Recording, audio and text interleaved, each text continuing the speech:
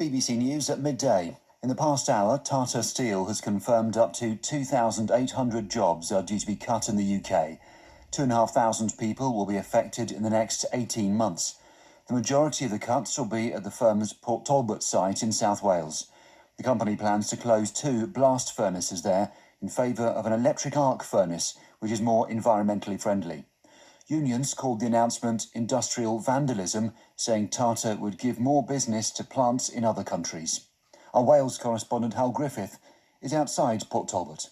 The Welsh Labour government has made clear it's unhappy with this, and it believes the UK government hasn't done right by these workers. While there are plans to bring a free port to Port Talbot, potentially build an aviation fuel plant here too, those plans are in the medium to long term. There's nothing immediately to shift these workers to. Now, there is a £100 million pot which has been announced in order to help workers, potentially to retrain or find other work, but that work doesn't exist at the moment.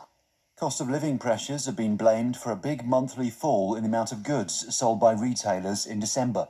The 3.2% decline just before Christmas was the largest in nearly 3 years when the UK faced coronavirus restrictions.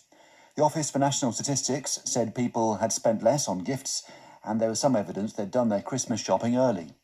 Heather Bovell from the ONS says consumers have faced a squeeze over time. What you see when you look over time is the real impact of the cost of living on the figures and on the retail sector.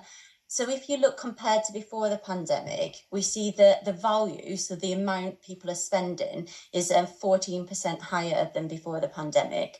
But in terms of what they're getting for their money, it's around 5% less. So people are spending much more, but getting less for the money. Intense artillery fire and airstrikes have been reported in Gaza's southern city of Khan Yunis, where Israel has expanded its military operation. The Hamas-run health ministry says that since the conflict began in October, more than 24,000 Palestinians have been killed. The European head of Fujitsu, the company which developed the faulty Horizon accounting system used by the Post Office, has said the vast majority of bugs and errors with the software were shared with the Post Office at the time they were reported. Giving evidence to the inquiry into the scandal, Paul Patterson said defects had been well known to all parties since the start of the system's rollout. The chair of the inquiry, Sir Wyn Williams, sought clarity from Mr. Patterson. Is your evidence that each and every bug was notified to the Post Office contemporaneously or more or less contemporaneously? Or is it the case that there may have been some bugs which were not?